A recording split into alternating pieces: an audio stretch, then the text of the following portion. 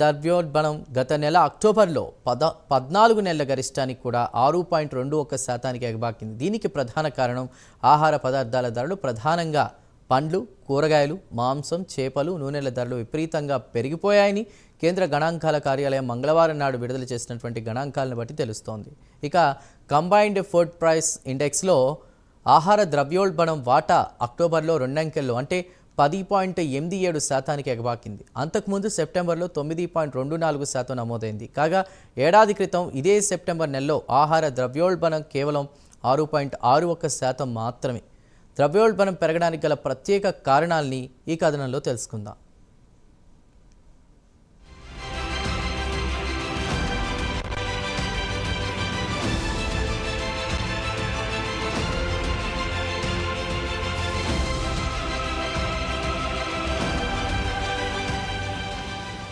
Retail ద్రవ్యోల్బణం గత నెల అంటే అక్టోబర్లో ఏకంగా 14 నెలల గరిష్టానికి ఎగబాకింది. దీనికి ప్రధాన కారణం పండ్లు, కూరగాయలు, మాంసం, ఇతర ఆహార పదార్థాల ధరలు పెరగడమే. కాగా కన్జ్యూమర్ ప్రైస్ ఇండెక్స్లో ఆహారం, పానీయాల వాటా 45.86% ఆక్రమించింది. అక్టోబర్ నెల రిటైల్ ద్రవ్యోల్బణం 9.69% ఎగబాకితే అంతకు ముందు సెప్టెంబర్లో 8.36%గా నమోదయ్యిందని కేంద్ర గణాంకాల కార్యాలయం విడుదల చేసిన డేటాను బట్టి తెలుస్తోంది. అయితే రిజర్వ్ బ్యాంక్ ఆఫ్ ఇండియా అంచనా ప్రకారం రిటైల్ ద్రవ్యోల్బణం 4% పైనే, అంటే +2 లేదా -2% ఉండాలనేది ఆర్బీఐ లెక్క. ఆ స్థాయిలో ద్రవ్యోల్బణం నమోదైతే ధరలు స్థిరంగా ఉన్నట్టు లెక్క. దాటితే ధరలు పెరగాయని అర్థం. వరుసగా గత 2 నెలల నుంచి అధిక ద్రవ్యోల్బణం నమోదవుతూ ఉండడంతో డిసెంబర్లో జరిగే ఆర్బీఐ ద్రవ్య పరపతి సమీక్షా సమావేశంలో వడ్డీ రేట్లలో కోత ఆశ వదులుకోవాల్సిందే అన్న టాక్ వినిపిస్తోంది.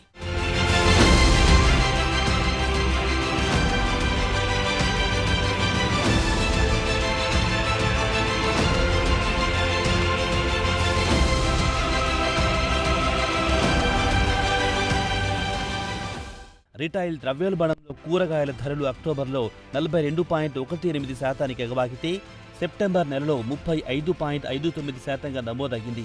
అదే పండ్ల విషయానికొస్తే అక్టోబర్లో 8.43%కి చేరితే సెప్టెంబర్లో 7.65%. అదే తృణధాన్యాల విషయానికొస్తే అక్టోబర్లో 6.94%కి చేరితే సెప్టెంబర్లో 6.84%. ఇక మాంసం, చేపల విషయానికొస్తే అక్టోబర్లో 3.17% ఉంటే సెప్టెంబర్లో 2.66%గా నమోదయ్యింది. అలాగే వంట నూనెలు, కొవ్వు పదార్థాల విషయానికొస్తే అక్టోబర్లో 9.51%కి ఎగబాకితే సెప్టెంబర్లో 2.47% మాత్రమే. ప్రపంచవ్యాప్తంగా వంట నూనెల ధరలు పెరిగాయి. విదేశాల నుంచి దిగుమతి చేసుకోవడంతో దాని ప్రభావం రిటైల్ ద్రవ్యోల్బణంపై కనిపించింది. ఇక ఇళ్ల ధరల విషయానికొస్తే అక్టోబర్లో స్వల్పంగా 2.81%కి పెరిగితే సెప్టెంబర్లో 2.78%గా నమోదయ్యింది.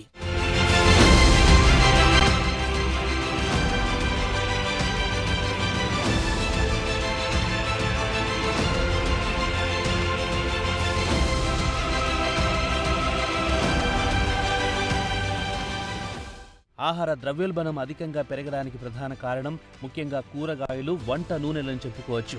కూరగాయల విషయానికి వస్తే టమోటాలు, ఉల్లి ధరలు పెరగడానికి ప్రధాన కారణం అకాల వర్షాలు కురవడమే. దేశంలోని కొన్ని ప్రాంతాల్లో వర్షాకాలం ముగిసిన తర్వాత కూడా వర్షాలు కురవడంతో పంట నష్టం జరిగింది. ఇక ప్రపంచవ్యాప్తంగా వంట నూనెల ధరలు పెరగడం, దీనిపై దిగుమతి సుంకం పెంచడంతో దాని ప్రభావం వంట నూనెలపై కనిపించింది. ప్రభుత్వం వెంటనే ద్రవ్యోల్బణాన్ని అదుపు చేయడానికి నడుం బిగించాలని ఆర్థికవేత్తలు ప్రభుత్వానికి సూచిస్తున్నారు. ధరలు అదుపు చేయడానికి మార్కెట్లో సరుకుల సరఫరా పెంచాల్సి ఉంటుందని CareEdge rating chief economist Rajani Sinha చెప్పారు.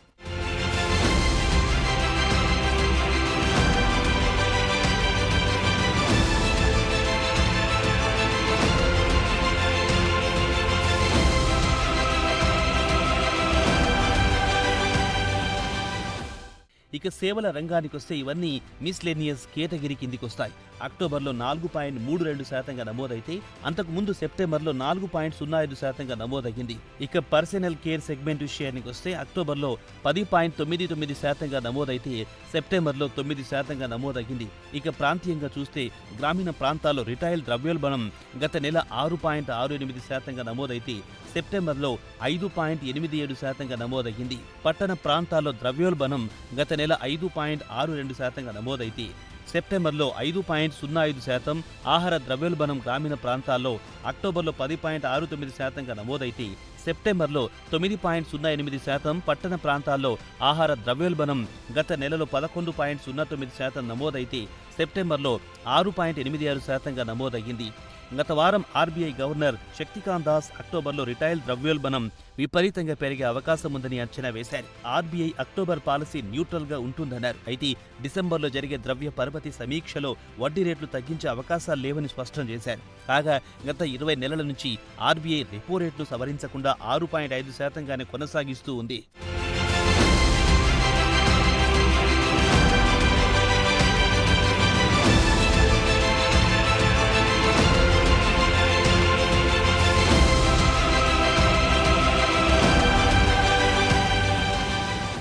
పెరుగుతున్న ద్రవ్యోల్బణంతో దేశంలోని మధ్యతరగతి ప్రజలకు ఆర్థికంగా కోలుకోలేని దెబ్బతీస్తోంది. దీంతో పట్టణ ప్రాంతాల్లో వినియోగం తగ్గిపోతోంది. దాని ప్రభావంతో కంపెనీల సేల్స్ పడిపోతున్నాయి. చిన్నపిల్లలు తినే కుకీల నుంచి రెస్టారెంట్లో వారాంతాలు సరదాగా చేసే భోజనాల వరకు అమ్మకాలు బాగా పడిపోయాయి. దీని ప్రభావం దేశ ఆర్థిక వ్యవస్థపై ఖచ్చితంగా పడుతుంది. అయితే ప్రభుత్వ అధికారులు మాత్రం ఇవన్నీ తాత్కాలికమే, త్వరలోనే అన్ని సర్దుకుంటాయని చెబుతున్నారు.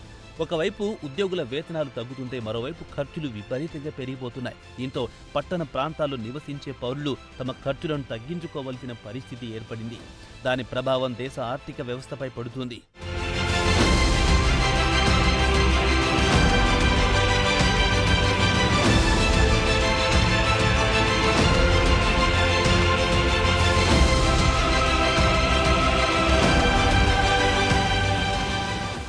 దేశంలోని పట్టణ ప్రాంతాలకు చెందిన పౌరులు తమ రోజువారీ ఖర్చులను గణనీయంగా తగ్గించుకుంటున్నారు. ఎందుకంటే మార్కెట్లో విక్రయించే కుకీల నుంచి ఫాస్ట్ ఫుడ్ వరకు ధరలు విపరీతంగా పెరిగిపోవడంతో మధ్యతరగతి పౌరులు తమ బడ్జెట్ను కుదించుకోవాల్సి వస్తోంది.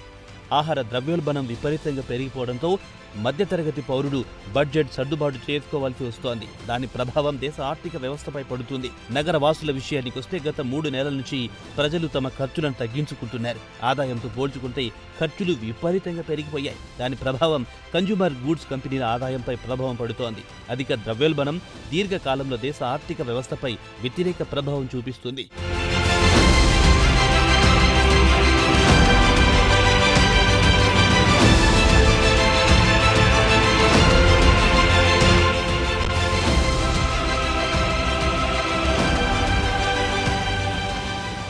కరోనా ముగిసిన తర్వాత దేశ ఆర్థిక వ్యవస్థ పుంజుకోవడానికి ప్రధాన కారణం పట్టణ ప్రాంతాల వినియోగం పెరగడమే.